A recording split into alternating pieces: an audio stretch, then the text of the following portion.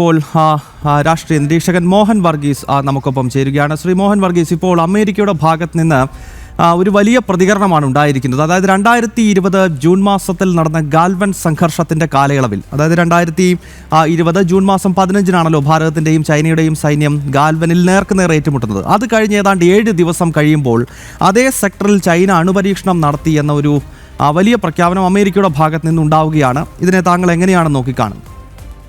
വളരെ വൈകി എത്തുന്ന ഒരു വിവരമാണ്. 2020 ജൂണിൽ നടന്ന ഗാൽവൻ സംഘർഷം തീർച്ചയായും വാർത്താമാധ്യമങ്ങൾ വലിയ ഒരു പ്രകമ്പനം വെച്ച ഒന്നാണ്.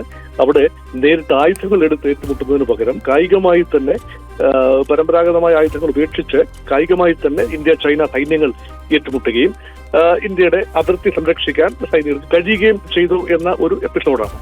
പക്ഷേ അത് മുതൽ ഒരുപക്ഷെ ചൈനയെ സംബന്ധിച്ചിടത്തോളം ഇന്ത്യയെ നേരിടുന്നതിനുള്ള പുതിയ മാർഗങ്ങൾ നേരിടുക എന്നത് ഒരു പ്രഷർ ടാക്ടിക്സ് എന്ന നിലയിൽ തന്നെ ആവാം ഒരുപക്ഷെ അന്ന് ആണവ പരീക്ഷണങ്ങൾ ആ മേഖലയിൽ നടത്തിയതായി പറയുന്നത്. അതേക്കുറിച്ച് ഒരുപക്ഷെ ഇന്ത്യ ഗവൺമെന്റിന് നേരിട്ട് അറിവുണ്ടായിരിക്കാം. അതൊരു ക്ലാസിഫൈഡ് ഡോക്യുമെന്റ്സ് എന്ന നിലയിൽ വിലയിൽ വിട്ടു കാണില്ല എന്നേ ഉള്ളൂ. ഇപ്പോഴിത് അമേരിക്കയുടെ ഭാഗത്തു നിന്ന് അങ്ങനെ സ്ഥിരീകരണം ഉണ്ടാകുന്നു. കോവിഡ് കാലഘട്ടത്തിൽ നടന്ന ഒരു സംഭവമാണ്.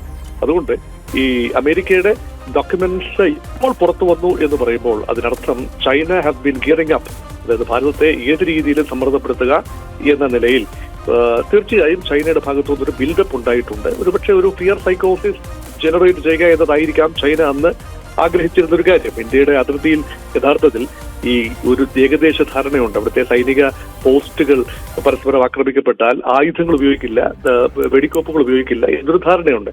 ആ ധാരണ ലംഘിക്കപ്പെട്ടില്ല എന്നത് വളരെ കൃത്യമാണ്. അതേസമയം ഇന്ത്യയുടെ സൈനികർക്ക് കൃത്യമായി മുൻകാലങ്ങളിൽ നിന്നും വിഭിന്നമായി കൃത്യമായി അതിർത്തി മേഖലകൾ, അരുണാചൽ പ്രദേശ് അതിർത്തിയും അതുപോലെ ലഡാക്ക് അതിർത്തിയും ഒക്കെ സംരക്ഷിക്കാൻ കഴിയുന്നത് 62 യുദ്ധത്തിൽ കാര്യമായ ഒരു റെസിസ്റ്റൻസ് ഒന്നും ഇല്ലാതെയാണ് ചൈനീസ് ആർമി ഇരച്ചു കയറി വന്ന് ഇന്ത്യയുടെ വലിയ ഹൃദയത്ത് ആധിപത്യം ഉറപ്പിച്ചത്. അങ്ങനെയാണ്. ഇപ്പോഴങ്ങനെയല്ല സ്ഥിതിഗതികൾ. സുഹൃത്തായ ഒരു സൈനിക സംഘം അവിടുത്തുള്ള അടിസ്ഥാന സൗകര്യം വികസിപ്പിച്ചു. UPA സർക്കാരിന്റെ സമയത്ത് അവർ അതിർത്തിയിലുള്ള ഇൻഫ്രാസ്ട്രക്ചർ ഡെവലപ്മെന്റ് വളരെ, കാരണം അത് ശ്രമിച്ചാൽ ചൈന വളരെ പെട്ടെന്ന് ഭാരതത്തിലേക്ക് പ്രവേശിക്കുമെന്നായിരുന്നു ന്യായം. പക്ഷെ ഇപ്പോൾ അങ്ങനെയല്ല. വലിയ രീതിയിലുള്ള റോഡുകൾ, പാലങ്ങൾ, നെറ്റ്വർക്ക്, കമ്മ്യൂണിക്കേഷൻ ശൃംഖല എല്ലാം അതിർത്തി ചൈന ഇന്ത്യ അതിർത്തി മേഖലയിൽ ആകമാനം തിരിച്ചിരിക്കുന്നു. ഇതൊക്കെ ചൈനയെ സംബന്ധിച്ചിടത്തോളം വലിയ ഒരു പ്രകോപനമാണ് സൃഷ്ടിക്കുന്നത്. കാരണം ചൈനയ്ക്കുള്ള ഒരു ഓവർവെൽമിംഗ് അഡ്വാൻറ്റേജ് കുറഞ്ഞു വരുന്നു എന്നതാണ്.